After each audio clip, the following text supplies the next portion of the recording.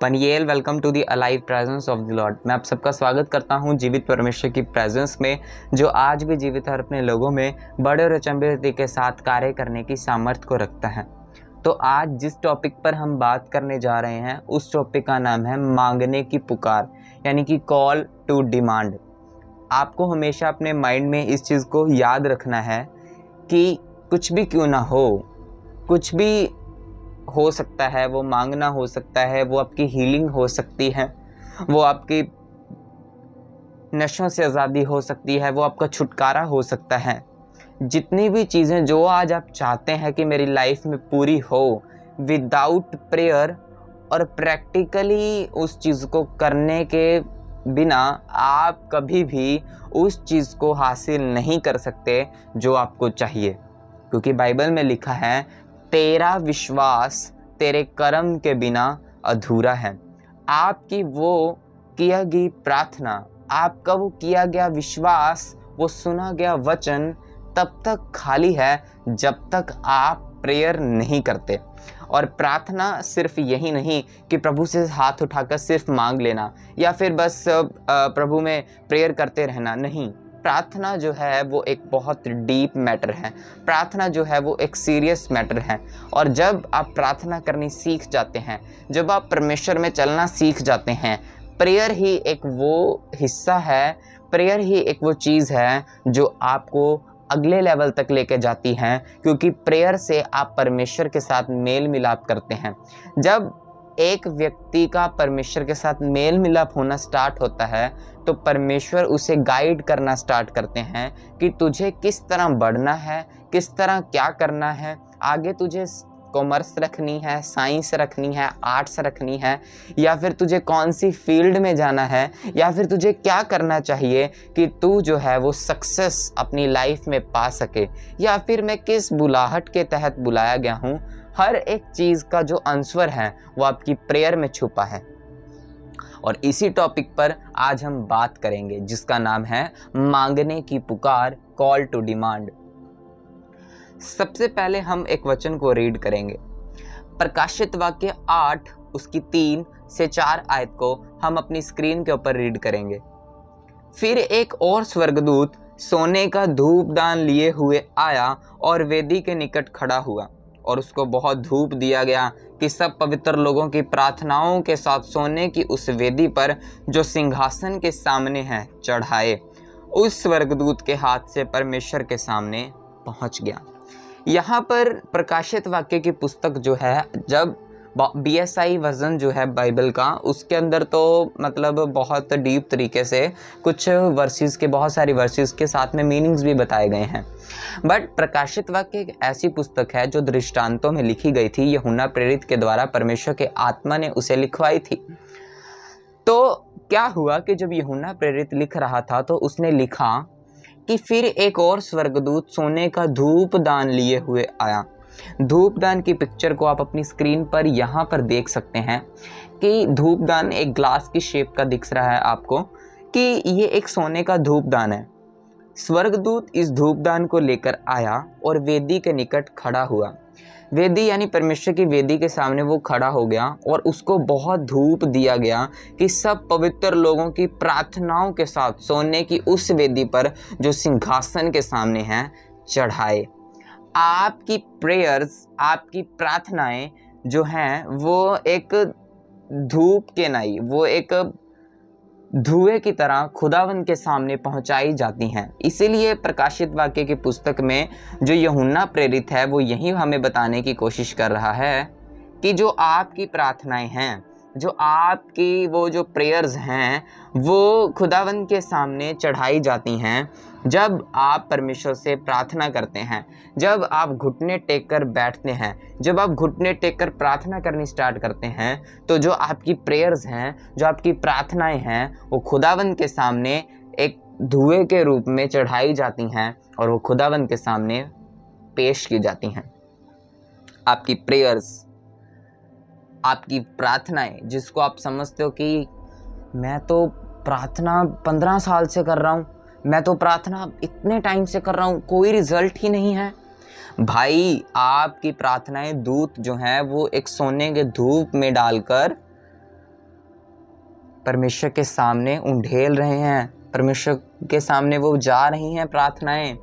परमेश्वर आपके एक एक वर्ड को सुनता भी है, वो आपकी प्रेयर उसको सुन रहा है, और सही समय आने पर वो आपको वो चीज़ दे भी देगा जिसके काबिल आप हो।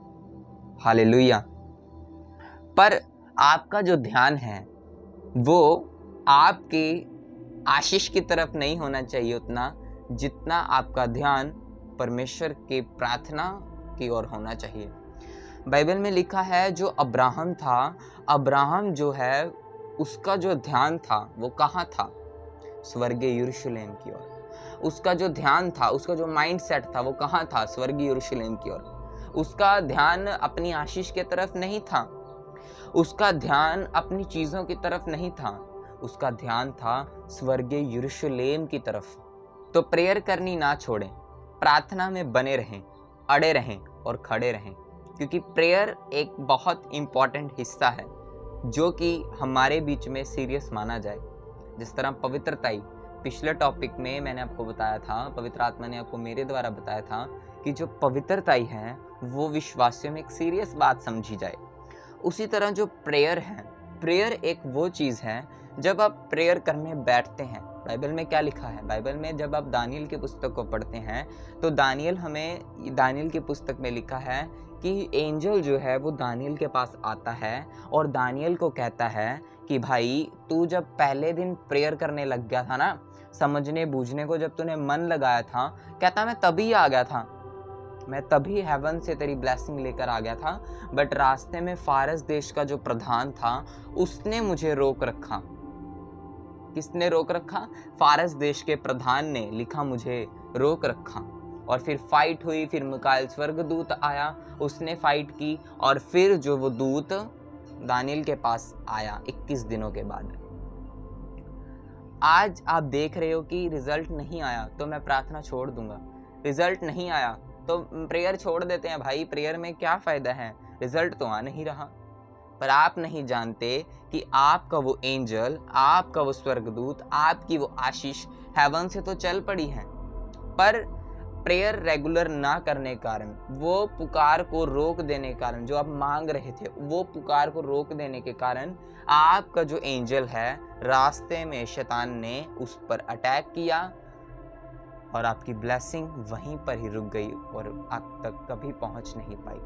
ऐसे भी लोग हैं जो ये कहते थे कि परमेश्वर हमें यूज़ करेगा और सारी उम्र बीत गई और उनको परमेश्वर ने यूज़ नहीं किया, क्योंकि आपकी जो कॉलिंग है, आपकी जो आशीषें हैं वो हेवन में नहीं, वो जो जब आप प्रेयर्स करते हैं वो आसमान में होती हैं, और जब प्रेयर करते रहते हैं वो कॉलिंग, वो भविष्यवाणी आपको उतारनी पड़ती है अपनी लाइफ के ऊपर, तभी वो पूरी होती है।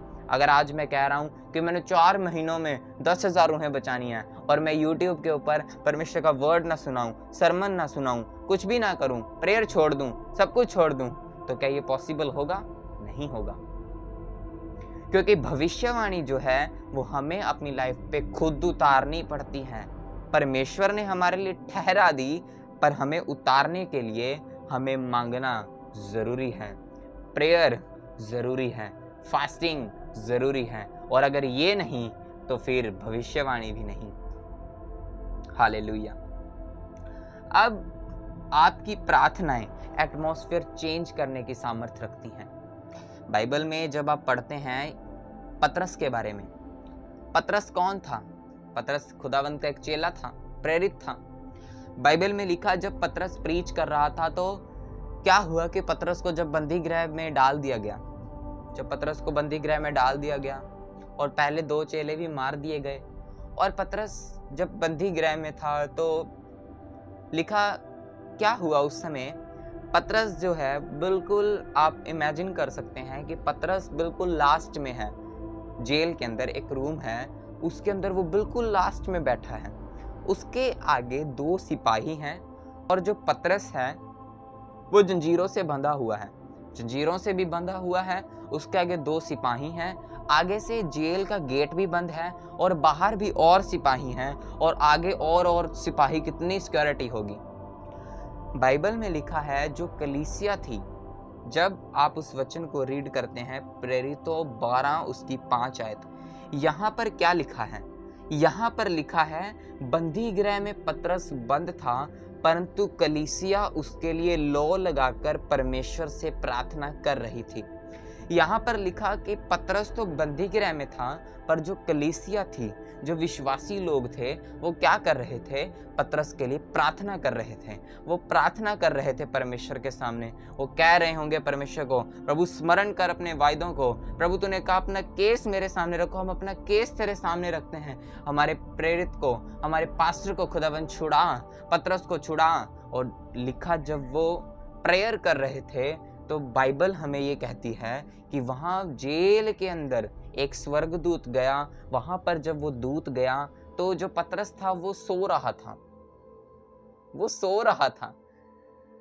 इमेजिन करो, एक पता है अगले इस बंदे को कि अगले दिन उसको फांसी होनी और वो सो रहा है। क्या हुआ कि जब वो सो रहा था, जो पतरस सो रहा था, तो दूत ने, वो इतनी गहरी नींद में था कि उसको पता ही नहीं चला कि दूत आ गया। और क्या हुआ, जब वो पहुंचा जेल में, तब दूत ने उसकी पसली पर मारा और वो पतरस जो है वो जाग गया। और जब जागा तो जो दूत था वो पतरस को बाहर ले गया। सब कैदी सो गए, सब शांत था माहौल, सब द्वार खुल गए थे, सब चीज़ें ओपन हो गई, जंजीरें खुल के नीचे गिर गई और लिखा वो बाहर जा रहा था। ये रिजल्ट किसका था? प्रेयर का, स्वर्गदूत का नहीं, प्रेयर का। स्वर्गदूत तो सेवा टहल करने वाली आत्माएं हैं जो विश्वासियों के लिए भेजी जाती हैं, पर वो आपकी लाइफ में एक्टिवेट कब होते हैं? जब आपके जीवन में पवित्रताई और परमेश्वर के लिए प्रेम और प्रार्थना का प्रथम स्थान होता है। हालेलुया। परमेश्वर का ब्लड उन्हें एक्टिवेट करता है। और क्या हुआ कि जब वो प्रेयर कर रही थी कलीसिया, तो दूत को जाना पड़ा, क्योंकि वो एक सेवा टहल करने वाली आत्मा है जो विश्वासियों के लिए भेजी जाती है। और क्या हुआ, जब दूत ने उसे बुलाया, दूत उसे ले गया। और पतरस सोच रहा है, अभी भी पतरस सोच रहा है कि ये मैं शायद अभी तक कोई दर्शन देख रहा हूँ। और क्या हुआ कि पतरस बाहर आ गया, पतरस को बाहर लाया गया। और जब बाद में उसे पता लगा, जब वो बंदी गृह से बाहर आ गया, फिर उसे पता लगा ये दूत था खुदावंद का, ये एक दर्शन नहीं था। और उसके बाद वो जब गया कलीसिया के पास, तो कलीसिया ने जब गेट खोला, वो लोग सोचे कि नहीं ये तो पागल लड़की है, ये पागल है। ये वो जब उसने कहा कि पतरस आया, उसने कहा नहीं ये पागल है, ये ऐसा कैसे हो सकता है? वो कहते नहीं, पतरस का दूत होगा। और क्या हुआ, पतरस छुड़ाया गया उनकी प्रार्थनाओं के द्वारा। जब प्रार्थना आपके जीवन में होती है, जब आपको पता है कि ये टाइम मुझे खुदा को देना है और किसी चीज़ को नहीं, जब आपको मालूम होता है, आप जब सीरियस विश्वासी बन के काम करना स्टार्ट करते हैं खुदाबंद के लिए, तो आपकी लाइफ में वो चीज़ें होती हैं जो बाकियों के जीवन में लेट होती हैं या नहीं होती। जब वो प्रेयर करने लग गए, लिखा पतरस तो बंदी गृह में था, पर कलीसिया क्या कर रही थी? प्रेयर कर रही थी। वो भी लो लगाकर। लो लगाने का मतलब पता क्या होता है? जैसे बहुत सारे लोग हैं, वो एक जगह पर इकट्ठे हो गए अपनी मांगों को पूरा करवाने के लिए, और जो सरकार है उससे वो लगातार बोल रही है कि हमारी मांगे पूरी करो, हमारी मांगे पूरी करो, और वो लो लगाकर कर रही है। लो लगाने का मतलब तब तक मांगते रहना, तब तक पुकार करते रहना जब तक वो मिल ना जाए। और कलीसिया लौ लगाकर प्रेयर कर रही थी और परमेश्वर को उन्हें वो देना पड़ा जो वो मांग रहे थे। उनके पास्टर, उनको प्रेरित को वो छोड़ना पड़ा। तो खुदाबंद तो देने के लिए तैयार है, पर बर्तन छोटा है अभी। प्रेयर वाला बर्तन अभी छोटा है भाई, उसको बड़ा करो। मैं भी प्रेयर में बढ़ रहा हूँ, आप भी बढ़ो। मैं आपके लिए प्रेयर करूँगा, आप मेरे लिए प्रेयर करो, क्योंकि हम सबको एक दूसरों की प्रार्थनाओं की जरूरत है। हालेलुया। मैं भी आपकी तरह ही हूँ, मैं कोई स्वर्ग से नहीं उतरा। हालेलुया। मुझे भी आपकी प्रार्थनाओं की ज़रूरत है, और मैं भी आपके लिए प्रेयर करूँगा। तो क्या हुआ कि सब सिस्टम चेंज हुए, सब एटमॉस्फेयर चेंज हुआ, और पौलुस जो पतरस जो था, वो वहाँ से दूसरे शहर, एक कंट्री चला गया, वहाँ पर रहने लगा। सरकारें हैरान, सब लोग हैरान, क्योंकि जब जेन्युइनिटी आपके अंदर होती है और आप लो लगाकर खुदाबंद के सामने प्रार्थनाएं करते हैं, तो रिजल्ट भी भाई मुंह बंद करने वाला होता है। अब हम सबसे पहले एक वर्ड को रीड करेंगे।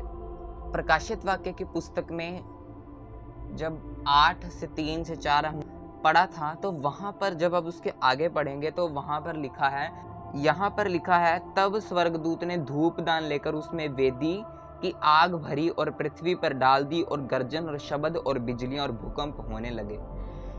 दूत ने जो वो प्रेयर्स वाली वो जो धूपदान थी उसको लिया, उसमें फायर को डाला और उसे पृथ्वी पर डाल दिया। इससे गर्जन हुए, शब्द हुए, बिजलियां हुई और भूकंप होने लगे। आपकी प्रेयर एटमॉस्फेयर चेंज कर सकती है, जैसा प्रकाशित वाक्य में भी लिखा है। इसीलिए जब जीसस क्राइस्ट और जो चेले थे, जब वो यरूशलेम को जा रहे थे, तो यरूशलेम में जाने से पहले एक गांव आ रहा था, उस गांव में से उन्होंने होकर जाना था। बट क्या हुआ कि वहाँ पर जो लोग थे वो कह रहे थे कि जीसस क्राइस्ट को हम अपने गांव में नहीं आने देंगे। तो जब नहीं आने दिया तो जीसस ने कहा, इनके अविश्वास के कारण मैं बहुत सारे जो मिरेकल्स हैं वो इनकी लाइफ में नहीं कर पाया। क्या हुआ कि यहाँ पर जब फिर चेले जो थे वो क्या कहने लगे जीसस को कि प्रभु हम ऐसा करें कि प्रार्थना करके हम स्वर्ग से आग बरसा दें। इसका मतलब चेले जो थे वो जानते थे कि हमारी प्रेयर इतनी पावरफुल है जो स्वर्ग से आग तक बरसा सकती है। पर आज के विश्वासी को ये नहीं मालूम कि मेरी प्रेयर वो कर सकती है जो कोई नहीं कर सकता। बाइबल कहती है धर्मी जन की प्रार्थनाओं से बहुत कुछ हो सकता है। आप अपनी प्रार्थनाओं से अपने रिजल्ट को ले सकते हो, पर जब हम प्रार्थना करनी छोड़ देते हैं, एक बार परमेश्वर के एक अभिषिक्त दास को खुदा ने दिखाया कि उसको दिखता है कि बहुत सारे गिफ्ट्स हैं जो पैक किए गए हैं।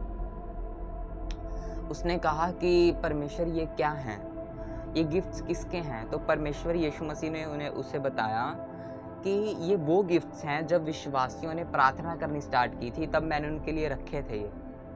पर जब उन्होंने प्रेयर करनी छोड़ दी तो वो यहीं रह गए, एक स्टोर में पड़े हुए। खुदा ने तो आपके लिए बहुत कुछ सोच रखा है भाई, पर अब प्रभु की क्या गलती जब आपने प्रेयर करनी छोड़ दी, जब आप अपवित्रता में चले गए। मेरी बात को समझो कि अगर आज आपको कुछ भी नहीं दिखाई दे रहा, अगर आज आपको कुछ भी नहीं दिख रहा कि प्रभु क्या होगा मेरे यहाँ, कैसे होगा, कब होगा, पर फिर भी आप बने रहें प्रभु में, तो वो जो आपका मन में शक है वो शक नहीं रहेगा, वो पाप का रूप धारण नहीं करेगा। मन में तो शक है कि खुदाबंद ऐसा करेंगे भी या नहीं, पर अगर आपने अपने कर्म को नहीं छोड़ा करना, प्रार्थना करनी नहीं छोड़ी, तो आपका वो शक पाप नहीं गिना जाएगा। मन में बहुत से शक होते हैं, बहुत से सवाल आते हैं कि क्या खुदा करेगा भी ऐसा, क्या कभी हमारे साथ होगा भी ऐसा। पर अगर आप बने रहेंगे तो वो होगा भी, वो आग उतरेगी और भस्म करेगी शैतान को यीशु के नाम में। अब आपको समझ में आया कि जो आपकी प्रेयर्स हैं वो धूप दान में परमेश्वर के सम्मुख रखी जाती हैं। उसके बाद आपकी प्रेयर्स एटमॉस्फेयर को चेंज करती हैं। किस तरह? मैंने आपको बताया प्रेरितों की पुस्तक में से पढ़कर कि पतरस जेल में था, सरकारें हिल गई जब वो बाहर आया जेल से।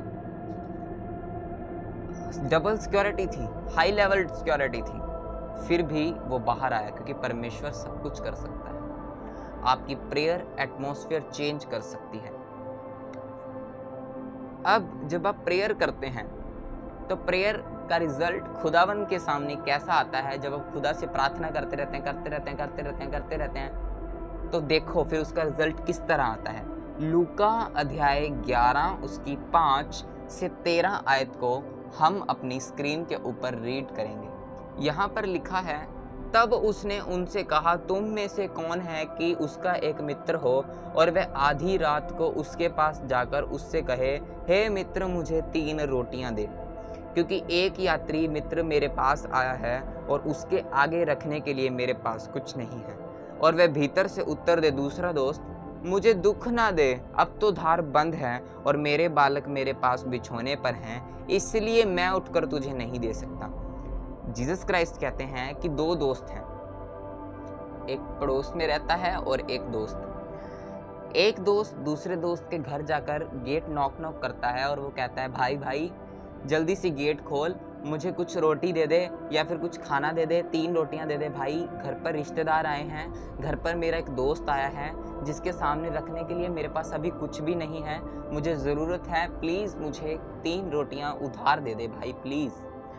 अब दूसरा दोस्त उसे क्या कहता है कि मुझे दुख ना दे, अभी तो गेट बंद है, ठीक है, अभी बच्चे सो रहे हैं, खाना कैसे बना होगा, सब किचन भी बंद है, सो आधी रात को मुझे दुखी मत कर, मुझे भी सोने दे, तू भी सो जा। पर जीसस क्राइस्ट यहाँ पे कहते हैं आगे, मैं तुमसे कहता हूँ यदि उसका मित्र होने पर भी उसे उठकर ना दे तो भी उसके लज्जा छोड़कर मांगने के कारण उसे जितनी आवश्यकता हो उतनी उठकर देगा। यहाँ पर क्या लिखा? यहाँ पर लिखा चाहे वो उसका दोस्त है, दोस्त होने के बावजूद भी वो उसे ना दे, पर वो लज्जा छोड़कर मांगता जा रहा है, भाई देख लो प्लीज, भाई देख लो यार, प्लीज दे दो भाई, प्लीज मेरे पास कुछ नहीं है खाने को, प्लीज भाई दे दो, चपाती बॉक्स में कुछ तो पड़ा होगा, किचन में कुछ तो होगा खाने को, भाई प्लीज दे दो। तो जीसस क्राइस्ट ने कहा कि मैं तुमसे कहता हूं कि मांगो तो तुम्हें दिया जाएगा, ढूंढो तो तुम पाओगे, खटखटाओ तो तुम्हारे लिए खोला जाएगा, क्योंकि जो कोई मांगता है उसे मिलता है, और जो ढूंढता है वह पाता है, और जो खटखटाता है उसके लिए खोला जाएगा। तुम में से ऐसा कौन पिता होगा कि जब उसका पुत्र रोटी मांगे तो उसे पत्थर दे, या मछली मांगे तो मछली के बदले उसे सांप दे, या अंडा मांगे तो उसे बिच्छू दे? अतः जब तुम बुरे होकर अपने बच्चों को अच्छी वस्तुएं देना चाहते हो तो स्वर्गीय पिता अपने मांगने वाले को पवित्र आत्मा क्यों ना देगा। यहाँ पर बहुत सिंपल वर्ड में खुदा ने प्रेयर का मतलब बता दिया। जिस तरह वो दोस्त अपने दोस्त से मांग रहा है कि दे दे भाई दे दे, जीसस क्राइस्ट ने कहा वो उसका दोस्त है फिर भी वो उसे ना दे, पर लज्जा छोड़कर मांगने के कारण उसे देना पड़ेगा। उसी तरह जब आप खुदा के सामने मांगते रहेंगे, प्रभु तेरा वचन कहता है, और परमेश्वर ने हमें भिखारियों की तरह मांगने के लिए नहीं बनाया, परमेश्वर ने अपना ये लिखित वर्ड दिया है, इस वर्ड में से हमें मांगना चाहिए। और ये भी एक अलग टॉपिक है कि हम वर्ड में से किस तरह मांग सकते हैं। अगर आप मांगते रहेंगे कि प्रभु नहीं, तेरा वचन कहता है परमेश्वर कि धर्मी जन की संतान आशीष पाएगी, धर्मी जन अपने नाती पोतों को देखने पाएगा, परमेश्वर नहीं खुदावन ये बीमारी परमेश्वर मुझे लॉन्ग टाइम नहीं जीने दे सकती, खुदावन परमेश्वर मेरी सेहत ब्लेस्ड कर, क्योंकि तेरा वचन कहता है धर्मी जन ब्लेस्ड होगा, वह अपनी कमाई को खाने पाएगा, वह अपने नाती पोतों को देखेगा। वचन से 128 में लिखा है, प्रभु अपने वचन के अनुसार मेरे जीवन में कार्य कर। तो आपको क्या लगता है कि परमेश्वर आपके जीवन में कार्य नहीं करेंगे? वो होगा ही होगा, क्योंकि जब आप लज्जा छोड़कर मांगेंगे तो वो होगा।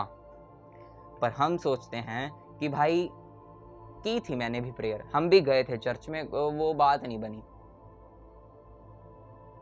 क्योंकि भाई यीशु मसीह कोई बाबा नहीं कि आपके धागा बांध देंगे तो आप हील हो जाएंगे।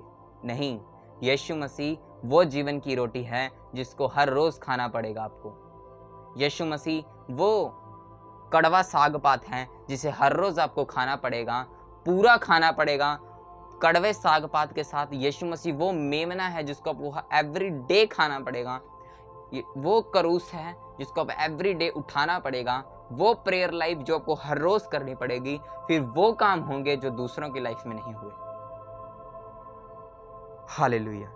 सो यही तो प्रेयर है, यही तो प्रार्थना है भाई। जब मांगना नहीं छोड़ेंगे, जो वो पुकार जाती रहेगी, जिस तरह अंधा भिखारी मांग रहा था प्रभु से, नहीं प्रभु हील कर, दाऊद की संतान, दाऊद की संतान, दाऊद की संतान, मुझ पे दया कर, दया कर। हुआ उसकी लाइफ में भाई, चेले बोलने लगे चुप कर, चुप हो जा, पर वो मांगता रहा, पर वो खुदा से करता रहा डिमांड, नहीं प्रभु नहीं, नहीं प्रभु नहीं।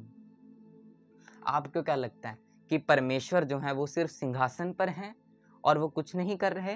नहीं, बाइबल में लिखा है, यीशु मसीह ने कहा मेरा स्वर्गीय पिता हमेशा काम करता रहता है। यहोवा परमेश्वर कभी फ्री नहीं बैठते, वो 2400 घंटे वर्क करते हैं, 2400 घंटे वर्क चलता है हेवन में। और वो आपके लाइफ में वर्क होना ज़रूरी है, क्योंकि विदाउट रिजल्ट लोगों के सामने मजाक बन के रह जाते हैं।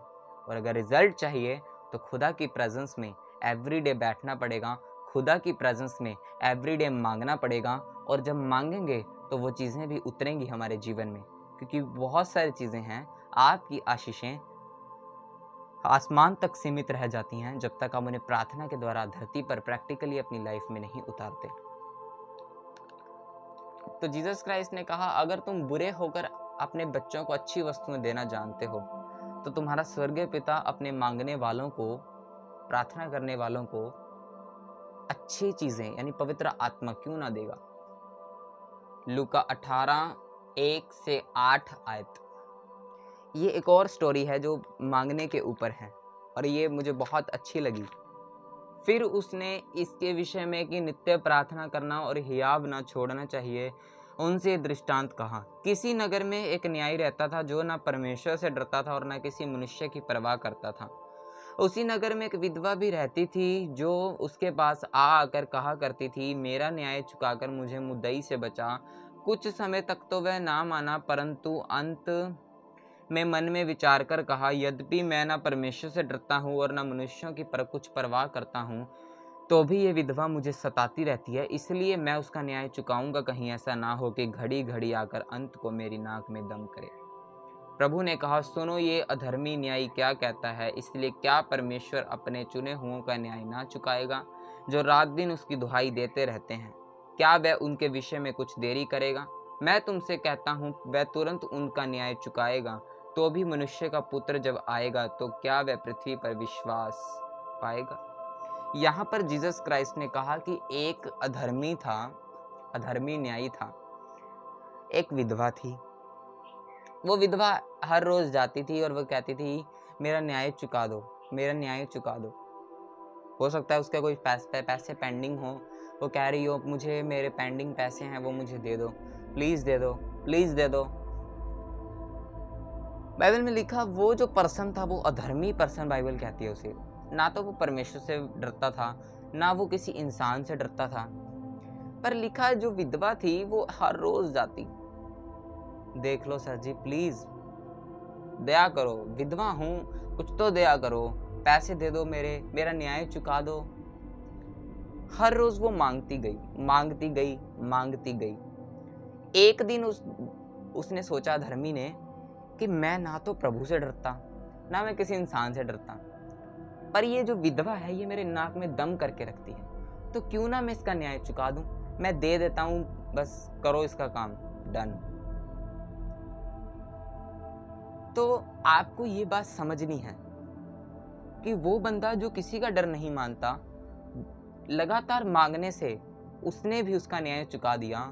तो भाई आप तो जीसस क्राइस्ट की आंखों में बहुत अनमोल चीज हो, खुदा ने आपको खुद बनाया है। तो भाई जब आप मांगोगे तो खुदा क्यों नहीं देगा आपको?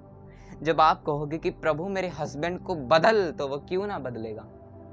पर लिखा रेगुलर मांगने, निरंतर मांगना और हियाव ना छोड़ना। जब ये होगा तो सब होगा, जब ये होगा तो रिजल्ट होगा, और जब रिजल्ट होगा फिर आप लोगों के सामने मजाक नहीं बनेंगे, फिर आप ऐसे चलेंगे क्योंकि खुदा ने आपको दिया है। फिर आपको ऐसे मुंह छुपा के जाने की जरूरत नहीं है। और भैन जी तुस तो कह रहे सी जवाक होगा, होया तो है नहीं, तुस तो चर्च भी जाने हो, फिर आपको ऐसे जाने की जरूरत नहीं होगी। आपकी ब्लेसिंग आपके हाथों में होगी यीशु के सामर्थी नाम में। हालेलुया। यही तो है भाई प्रेयर, निरंतर मांगना और हियाव ना छोड़ना। जब ये दो चीजें आप अपनी लाइफ में बांध लोगे, शैतान बंद जाएगा हमेशा के लिए, और आपकी प्रेयर्स वो कर सकती हैं जो कोई नहीं कर सकता। आज जब आप प्रार्थना करने बैठते हैं, हेवन में लड़ाई स्टार्ट होती है शैतान के विरुद्ध। वो जो मसले हैं वो होने स्टार्ट हो जाते हैं क्लीन। जब एक कोर्ट में कोई बड़ा व्यक्ति जाता हो और पता हो भाई इस बंदे का केस लड़ना है और काम स्पीड में करो, जल्दी से जल्दी, जल्दी से जल्दी, तो पूरे एटमॉस्फेयर चेंज हो जाता है, फाइलें निकलने लग जाती हैं, सब कुछ एटमॉस्फेयर चेंज हो जाता है। उसी तरह जब आप प्रेयर करने लग जाते हैं और प्रभु को भी हो जाता है भाई ये तो बैठ गया लो लगाकर और ये उठेगा नहीं तब तक और मांगता रहेगा हर रोज, तो क्यों ना मैं इसका भी मसले सॉल्व कर दूं। जब आप रेगुलर प्रेयर करेंगे आपकी लाइफ के मसले सॉल्व होंगे और खुदावंद आपको वो देगा जो आपको चाहिए। प्रेयर में बने रहें, फास्टिंग में बने रहें, लगातार कंटिन्यू बने रहें। आपकी प्रार्थनाएं बहुत पावरफुल हैं, बहुत पावरफुल हैं। ये शैतान को हिला के रख रही हैं यीशु के नाम में। पर पंजाबी च लिखा ना कुंडी कित्थे अड़दी है, मतलब कहाँ है जो अटक रहा है, वो यही है कि प्रेयर रेगुलर ना करना। प्रेयर तो कर रहे हैं पर रेगुलर नहीं है। प्रार्थना का जीवन तो है पर रेगुलर नहीं है। मैंने आपको बताया कि प्रेयर रेगुलर ना करना पवित्रता को ब्रेक करने के बराबर है, क्योंकि प्रेयर ही आपको आगे लेके जाती है और वही आपको नेक्स्ट लेवल दिलाती है। विदाउट प्रेयर लोग आज बाइबल्स की पीएचडियां कर बैठे हैं, पर विदाउट प्रेयर जीवित परमेश्वर के साथ कोई संबंध नहीं, तो वो बाइबल भी उनके लिए सिर्फ एक बुक है। इसीलिए आप देखेंगे कि बहुत सारे लोग जो हैं वो लाइफ में अपने जल्दी रिजल्ट ले लेते हैं, क्योंकि उनके जीवन में निरंतर प्रार्थना होती है। और कई बार कुछ लोग अपने रिजल्ट को लेट लेते हैं। ये उसके बहुत सारे रीजन हो सकते हैं, या फिर परमेश्वर कई बार उन्हें बड़ी तैयारी के लिए तैयार कर रहा होता है जिसलिए उनकी लाइफ में रिजल्ट आता है लेट, या फिर वो खुद ही डिठाई के पापों में होते हैं, या फिर वो प्रेयर नहीं करते। इसके बहुत सारे रीजंस हैं, पर मेन मकसद हमारा यही है कि हमें प्रार्थना करनी है, खुद आत्मा में भरना है और खुद सीखना है और दूसरों को सिखाना भी है।